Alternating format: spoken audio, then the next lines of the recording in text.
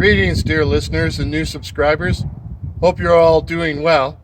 I'd like to begin tonight with giving a shout out to Mort from the Mortis Media channel for all his help and support of my channel. Through the collaboration I did with him about the night floaters in April, and because he's been sharing some of my videos, my subscriber base has doubled from 180 to 360. And I owe that all to Mort and his assistants. So, after you finish watching my video, why don't you go over to the Mortis Media channel? That's Mortis Media. He is a quality narrator. He tells quality content. He is a fabulous narrator, one of the best there is. He tells quality content, and he's a quality human being. So go over there, check him out, and subscribe. You won't be sorry. You won't be sorry. So, thanks again, Mort. Thanks again. They even think Mort's wonderful. They're giving him salutes as they're going by. So, I often feel like kind of a grumpy old man on my channel because I'm always saying to people, don't do this at home, or, don't try this. And that includes things such as, I'm working right now on a script about street racers, and I'm getting some inspiration as I'm making this. But I often feel like a grumpy old man because so many of my scripts end with, don't try this at home. For example, squirting sriracha hot sauce into eyes, even if they're the night floaters. That's not a good thing to do. Sriracha hot sauce belongs on food, not in eyes. And if you've ever got Tabasco sauce on your hands and rubbed your eyes afterwards, you'll know exactly what I mean. Another thing you shouldn't try at home is, waiting till the night of the full moon and then sneaking into the forests at midnight and stripping off all your clothes and rubbing your body with weird ointments and taking weird substances and then building a bonfire and scratching a pentagram on the ground and kneeling down and reciting an incantation that will summon an evil spirit. That's probably something else that falls under the heading of don't try this at home.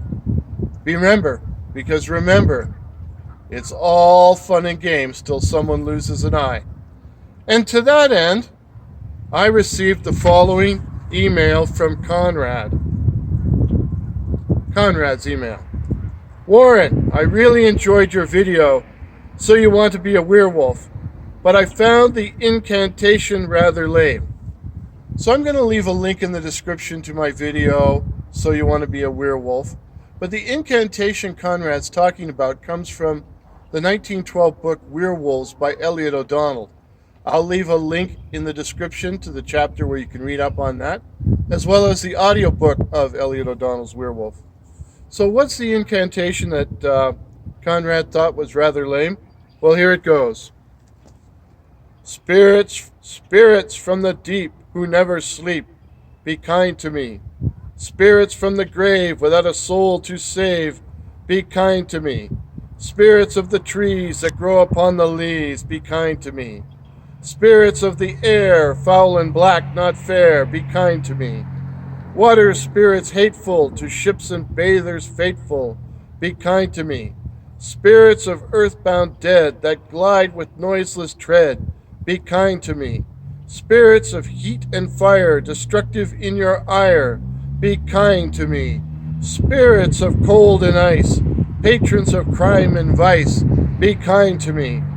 Wolves, vampires, satyrs, ghosts, elect of all the devilish hosts, I pray you send hither, send hither, send hither, the great gray shape that makes men shiver, shiver, shiver, shiver. Come, come, come. So that's the incantation Conrad's talking about. But what he wrote in his email was, I found the incantation rather lame, so I decided to write my own incantation. And it goes like this. Deadly nightshade, hear my prayer. Make me a werewolf, this I dare.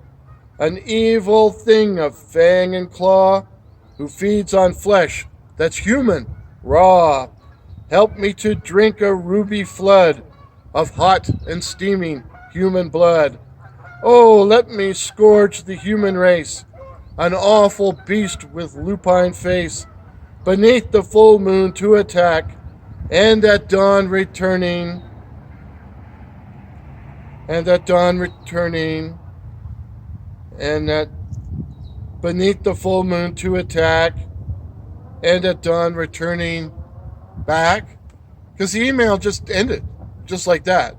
So I emailed Conrad back a few times because I thought, hey, that's a pretty good poem. I want to hear the rest of it. Instead, I got the following email from Conrad's sister, Maya. Warren, Conrad is currently in the psychiatric ward. He was tired of being at home and had been obsessing about how to become a werewolf after watching your video, So You Want to Be a Werewolf. Last night he broke into the grocery store in the South End and was discovered sitting on the floor of the meat department, stuffing his face with raw meat.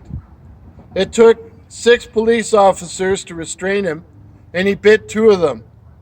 Thank goodness he didn't have the flu. Yeah, thank goodness indeed. Well, as you can see, that's something you shouldn't have tried at home. Did Conrad's poem, him writing it, make him turn into a werewolf?